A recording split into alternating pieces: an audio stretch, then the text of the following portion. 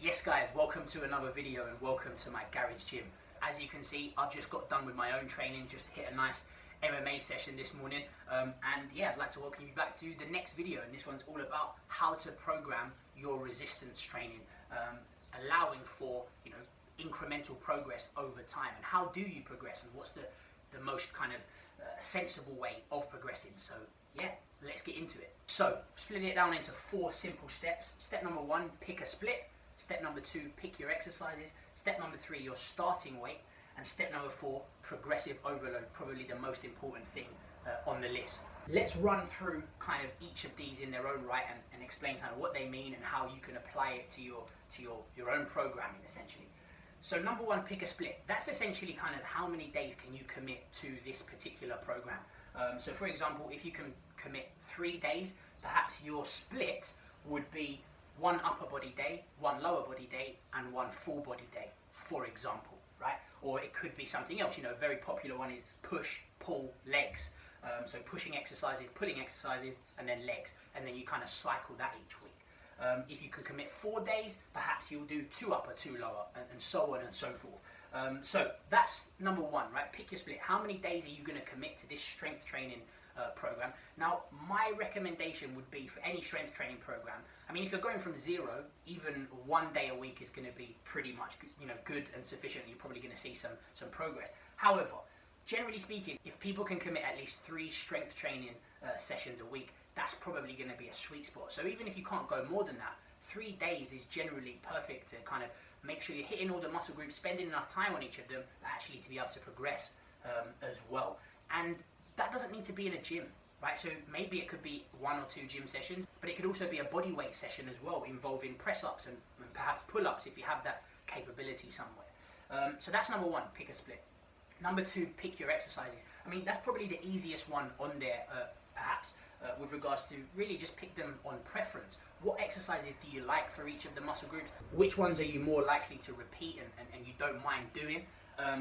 Yeah, so pick your exercises. So for example, well, my advice would be to keep it nice and simple. So if you're doing your legs day, you want to squat, maybe some kind of lunge, maybe some kind of hinge in movement, like some kind of deadlift or something like that. Fairly straightforward. If you're doing, upper body, well, you want some kind of overhead press movement, for shoulders. You want some kind of chest press, which could also be, just a press up, for example, and then maybe some bicep and tricep work as well. Fairly straightforward, nothing too complicated. Pick your starting weight. Now, this is where it can get a little bit tricky. My advice is to pick a lower weight to begin with, because if you pick a higher weight, even if you're able to do it, you're not leaving too much room, too much ceiling for improvement. So my advice is always to pick a starting weight where if you do that weight, you will likely have 2 or 3 reps in reserve is what it's called. So for example, if I'm doing bench press and I'm trying to leave 2 or 3 reps in reserve, well, let's say for example, I can do 10 reps at 80 kilos, whatever, right? So what I'm going to do is I'm only going to do 7 or 8 reps, right? So I'm going to leave those extra 2 or 3 in reserve because I don't want to be maxing out. I don't want to be reaching absolute failure right at the beginning, okay? So pick your starting weight, nice and simple, just 2 or 3 reps in reserve. Now progressive overload, this is probably the most important bit. This is the incremental progress. So what I would recommend for people just getting into it is you want to split your training into kind of 4-week blocks, let's put it like that. So in your first 4-week block, week 1, maybe do 2 or 3 sets of your starting weight, right? 2 or 3 sets. Week 2, add an extra set, so you go up to 3 or 4 sets. Week 3, add another one. Week 4, add another one. And then when you get to the end of your 4-week block, now you increase the weights, right? So for example, let's go back to my bench press. Let's say that I'm doing 7 or 8 reps at 80 kilos, right? And I'm doing 2, let's say I do 2 sets week 1, 3 sets week 2, 4 week 3, and 5 week 4, right? Now I've kind of mastered quite a lot of different, ranges with regards to the bench press at 80 kilos. So for my second 4-week block, so the second month, I'm going to move up to 85 or 90 kilos, for example. So nice and simple. Pick your split. How many days can you commit to this training program?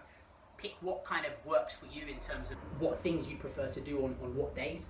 Pick your exercises. Again, it doesn't really matter. There's no magic exercises. Pick your starting weight. Keep it nice and low so that you've got room for improvement. And like we said, 2 to 3 reps in reserve. And then progressive overload. Each week add an extra set, each 4 weeks increase the weight. So that's it for how to program your strength training. Now I will have more videos around this topic obviously coming up, and I'm also going to have a video coming up about how do you integrate cardio training with regards to all of this. So for example, those of you who kind of followed me for a while, you know that I do MMA a few times a week, I play football a couple of times a week, and I might run and I might swim and sometimes other things as well. How do you program that with your strength training? That's going to come in another video. But that's it for today. Hope you found it useful. Don't hesitate to reach out if you have any questions, and I'll see you in the next video.